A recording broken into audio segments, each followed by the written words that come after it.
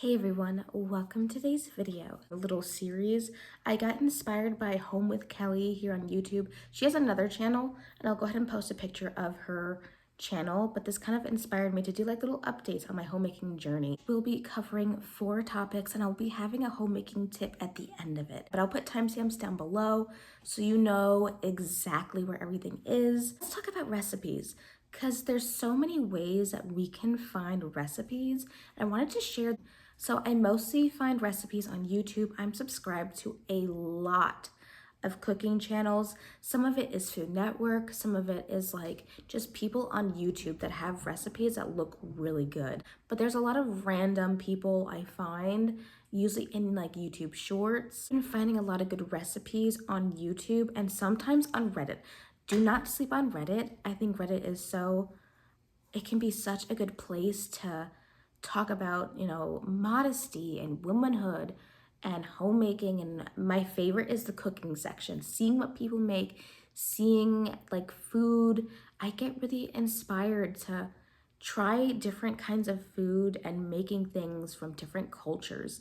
Lately, my kick has been trying to make Korean, Asian, Thai, Japanese food. Not necessarily like the ramen or like sushi, but more so like the curry and yeah, mostly the curry and stuff like that has been really just like something I've been wanting to make.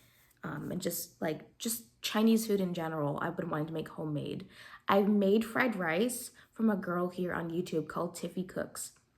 And I don't blame her cooking at all, but I didn't find it was that good. I didn't really like it.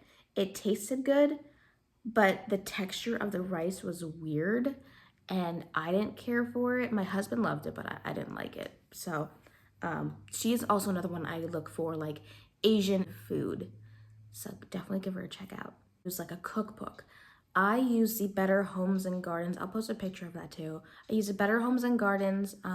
It came out not too long ago, and I have made I don't know how many recipes out of the book, and it is so good. Like, everything that I've made out of that cookbook has been spectacular. You just go through so many cooking basics on how you cut your food, how to cut certain meats. It goes through different seasonings and spices and herbs. It is so in depth. I love it, and I think for a beginner in cooking, someone who just got married, who just wants to know how to cook like the very basics, that is the cookbook to get. Highly recommend that cookbook. And I've got a lot of cookbooks. I've got hand-me-down cookbooks, and I've also if the vlog is up, I've also checked out some cookbooks. Definitely worth a purchase if you find it at a library, if you can check it out or something, but I recommend this book so much. It is so good. There are other places online that I find recipes. Like I find a lot of my recipes on like just blogs. Like if I find something on YouTube and I don't like exactly how they make it, I will look in Google exactly how I want it and I will look at blogs. Meal planning is one of my favorite things to do. I meal plan about every other week is when I usually figure out groceries, figure out what we want to eat. And normally what I do is I go to my husband and I'm like, okay, what do you want to eat? Is there anything you're in the mood for? What do you want? And he'll tell me what he wants, or sometimes he doesn't really want anything. So it makes my job, a little bit more creative when it comes to creating things and figuring things out. I usually like to look at what we have in the pantry, what do we have in the freezer and our deep freezer, and try to figure out meals based around that. And just something that I'm kind of in the mood for. Maybe I'll look through my cookbooks and see, oh, that sounds good. Or maybe there's a recipe that popped up on my feed that I saved for later and I'll go and dig it up and look. That's typically how I meal plan. And then I look to see, okay, I got that in my thing, in my pantry. Okay, I need a little bit more of that. Just whatever. That's typically how I start my meal plan. When it comes to prepping, I like to prep my veggies or maybe like onions or garlic ahead of time, because there's nothing worse than it's like 4:30, you need to get dinner done by 5:30, you're chopping everything up, and that takes however long. That's why I highly recommend that you chop everything that you physically can ahead of time. So when my daughter is running around in the morning, I typically will like, okay, I gotta chop some onions, I gotta chop some garlic, like, so let me go ahead and do that, or I'll do that during the nap time, and I'll get that done. So that way it's in the fridge, and all I gotta do is just pull out the container and just like dump it out into the pan. When it comes to groceries, if I know that I'm not gonna be making this meal for quite a while, like our meal plan, like time length is like 2 weeks. So in between, so it's like in between pay periods. So I will take it and break it down into serving sizes. So a family sized chicken, I usually freeze like 4 chicken thighs per bag. That way, every single person has a chicken thigh. If they want, there's an extra for my husband, there's an extra for lunch or whatever. If I know that the steak needs to be chopped up before I cook it, I'll do that ahead of time too. If I know I need to go and chop up the chicken for a marinade, I will do that as well. But that way, all I have to do is pull it out of the freezer and then just dump it into another bag and put the marinade or whatever. It makes my life so much easier prepping things as I'm putting them in the freezer than it is defrosting it and then chopping it, at least for me. I find it saves so much time because I usually do that when my daughter is in bed and get that all done. I find it just works out so much easier. It's also important to look at the veggies, see what veggies you can freeze. So one thing that I did, I had so many onions and I didn't realize I had so many onions that I took all these onions and I diced them all up. I'm like, you know what, I'm just gonna take a day and I'm gonna dice them. I literally diced up, I would say about 7, 8, 9 onions. And I literally just took them and I just froze them all in individual packages. So 1 onion, 1 package. And what happens is as I freeze and defrost, it takes away that like the eye burning bite that it has. Some people might like fresh onion, but to me, it makes my life just a little bit easier. And they already have frozen onion in the grocery store that you can buy. I might as well just go out and buy the pack, like the onion in bags, and just chop it myself and freeze it. You can also do that with peppers, but it's really important to look at what vegetables you can and cannot freeze, because some of them you may need to parboil or bake. Some veggies you can't freeze, like cucumbers wouldn't be good to freeze. I don't think tomatoes unless they're cooked. But certain veggies don't do well, or you need to like cook them first and then freeze them. But that has also made my life just, I mean, it's not that much easier because in the end you're still doing the same work, but I'd rather be able to go downstairs, out of my deep freeze and pull it out and dump it into the recipe than taking time during that day to do it. I just find it's a lot easier. Moving on from recipes and food, I don't know if this is something that maybe is being pressed upon my heart to do, but I was somebody, and I mentioned this in a date night vlog type of get ready with me, so check that out, but I'm gonna be talking about it more in depth. So lately, I have been wanting to find my color season, and what that is that it takes into account like your hair color, your eye color, and your skin tone, and whether you're overall warm or you're overall cool, or you're neutral leaning warm, neutral leaning cool, whatever. It takes all that into an account and it puts you into a color season. So autumn, winter, spring, summer, colors that it goes with would complement your skin the most. And for that, to me, I think what really inspired me was Kelly here on YouTube, the one who I was inspired by this video. She was mentioning how, and I might butcher this, she was mentioning how finding her color season made her feel more feminine and experimenting with colors that look good on her. And I 110% completely agree. There are ways to figure out what your color season is. You can do drapes. They have a section on Reddit to find that out. There's a few books you can buy. There's a couple blog posts you can read. You might be a sub-season. So my season that I think I do very well in is soft autumn. I think autumn colors are too, like, they're just too much for my face. So that's why it's more of a soft version of those warm colors. I dress with more color and not as much black.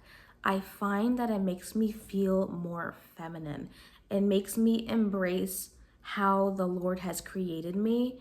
How my skin tone, my eye color, and all that stuff. It makes me embrace myself the way that the Lord has created me. And I think that's so important. And it's not supposed to be like, look at me, look at this. It's more of like, just a finishing touch on how you look. Now, again, we're not called to be sloppy. We are allowed to decorate ourselves. We just have to do it in a modest fashion. We don't have to wear black all the time. And I think that has really been pressed on my heart lately, to just stop wearing all black. Like, of course, I'm gonna be wearing black eventually at some point in my life, but not all black all the time. It's just, I used to do that before I was saved. So I think that's really might be something maybe the Holy Spirit is convicting me on, like showing me how beautiful all these colors are and how the Lord's created these colors, and like, hey, you can wear more than just black before you got saved. So I don't know, that's just been something that's been definitely on my mind lately.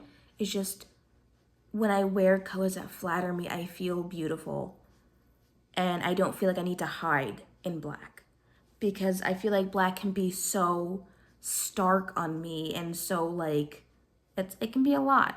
It can be a lot. I will try to post things down below if you are interested in finding your color season, because I think it has made a world of difference, and I can start getting rid of clothes and decluttering things that are not in my color season, don't fit, aren't modest, and I can really dwindle my wardrobe down to like a few certain things that I like. Now, one of the things that I've noticed about myself lately is that since I'm a stay-at-home mom, since I'm a homemaker, since I really don't go out into the real world wearing real clothing, I can get away with wearing PJs all day. I can get away with wearing like sloppy, just like clothes you'd wear to bed that are just like an oversized t-shirt and like sweatpants all day. And I noticed that it really started to affect my mental, I don't want to say mental health, but for lack of a better term, mental health. Because it would make me so lazy. I wouldn't want to go and do what I had to do around the house.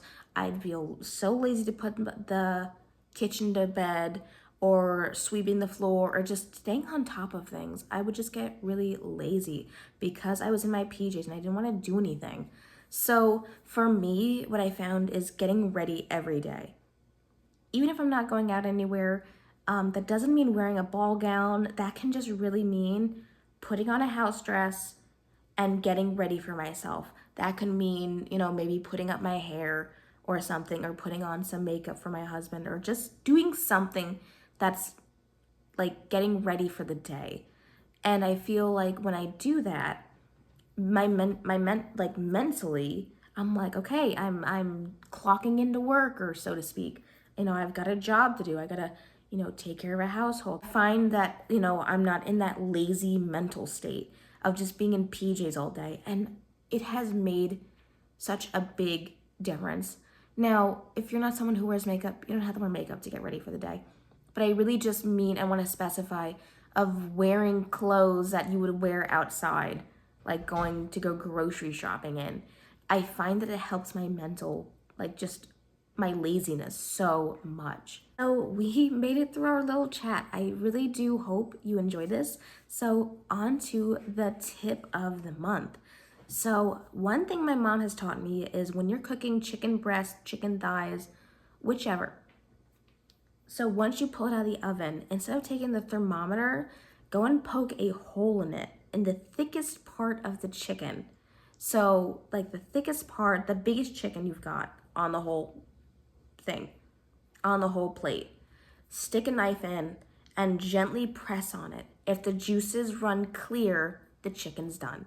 If the juices are red or pink, put it back in. And I have found when I have done this, the chicken is so juicy, because after I realized like, okay, it's like the juices are clear, the chicken is so, like, I let it sit to like cool off from, I'd say maybe 7 minutes. The chicken is so juicy, so good. Also, I got my my sidekick right here. She's I've had her since high school. Actually, I think a little, yeah. I've had her since high school, and she's old. She's up there. So lately, every time I sit in the rocking chair, she wants to be on my lap. So just kind of let her do her thing. You know, we don't know how much time she's got left, but yep. Yeah, but lately she's been like really attached. When she doesn't see me, she used to she would howl at night because she couldn't see me. I think she's gone deaf. I think she can hear a few things, but otherwise she's in pretty good health. I hope you enjoyed this video. I hope you enjoyed this new little series I created because I was inspired here on YouTube to start this as someone who's a homemaker, as someone who stays home all the time, takes care of a household. I thought this would be a nice little chat that we can have. If you have any homemaker tips or just commentary or want to share where you get your recipes from, leave them down below. I would absolutely love to hear from you guys. Definitely be sure to subscribe and hit that bell notification button. And I will see you in my next video. Bye.